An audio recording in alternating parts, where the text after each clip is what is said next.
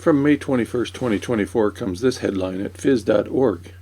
Warming climate intensifies flash droughts worldwide. Study defines and tracks critical measures of drought severity. Here's the lead. Quote, sudden severe dry spells known as flash droughts are rising in intensity around the world, with a notable exception in mountainous Central Asia, where flash drought extent is shrinking, according to new research published in Geophysical Research Letters. End quote. Geophysical Research Letters is the premier peer-reviewed journal published by the American Geophysical Union. The initial paragraph concludes with this sentence, quote, heat and changes to precipitation patterns caused by a warming climate are driving these trends, the study found. End quote. The article in phys.org then provides a description of flash droughts. Quote, flash droughts arrive suddenly within weeks, hitting communities that are often not prepared and causing lasting impact. They are an emerging concern for water and food security. The new study is the first to apply a systematic, quantitative approach to the global incidence of flash drought, mapping hotspots and regions of rapid increases in recent decades. End quote. The research mentioned in phys.org and derived from the peer-reviewed paper is described. Quote, the study defined and tracked three critical measures of drought severity: speed of onset, duration, and geographic extent. It analyzed 40 years of NASA's MERA-2 climate data from 1980 to 2019, drawn from weather observations, satellite imagery, and modeled root zone soil moisture, with the aim of improving prediction and disaster preparedness. End quote. A summary of the results is provided in the phys.org article by the lead author of the peer-reviewed paper. Quote, for many parts of the world, we saw flash droughts extending over larger areas for longer times with faster onset speed. South America, particularly southern Brazil and the Amazon, is experiencing strong intensification in all three dimensions of flash drought, aligning with deforestation patterns in the region, high temperatures, and less rain. Congo, Angola, Zambia, Zimbabwe, South Africa, Lesotho, and Madagascar are also hotspots. High temperatures were found to be more important than declining precipitation in the African watersheds. Land cover is also important to flash drought vulnerability. Savanna and grasslands are more susceptible to flash droughts than other ecotypes, particularly in humid and semi-humid climates. End quote.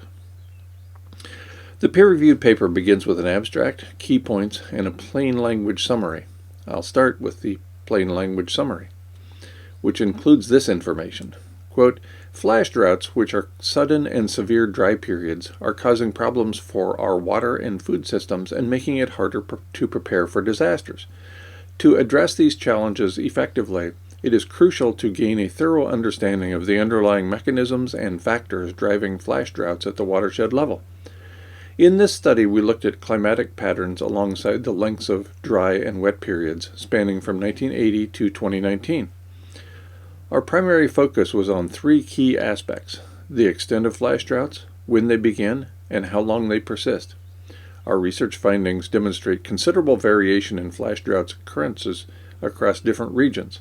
Notably, in the southern hemisphere, flash droughts are expanding rapidly, developing more swiftly, and enduring for extended periods, closely mirroring shifts in precipitation and temperature patterns.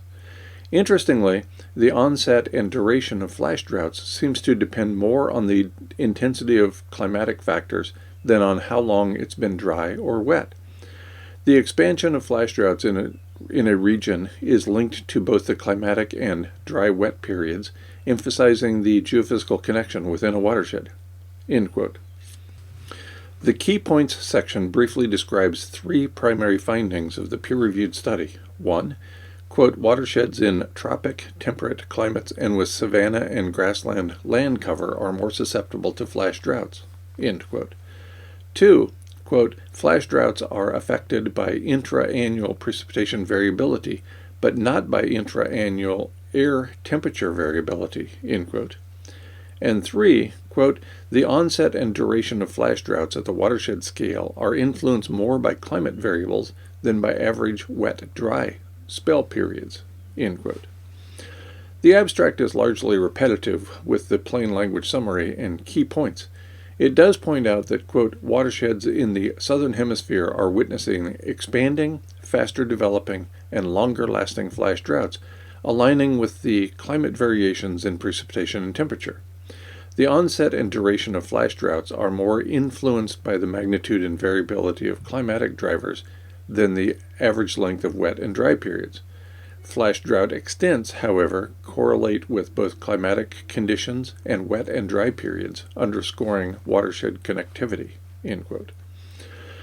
Perhaps the most important point made by this research comes in a seemingly simple point made by the lead author of the peer-reviewed paper, as stated in the phys.org article. He said, quote, natural hazards have no political values. This is why we looked at watersheds and not countries, end quote. In other words, the research described in this study focused not on municipal boundaries, but on naturally occurring geophysical units. If this were the case for most research, we would have a far better understanding of the natural world and how it interacts with anthropogenic systems.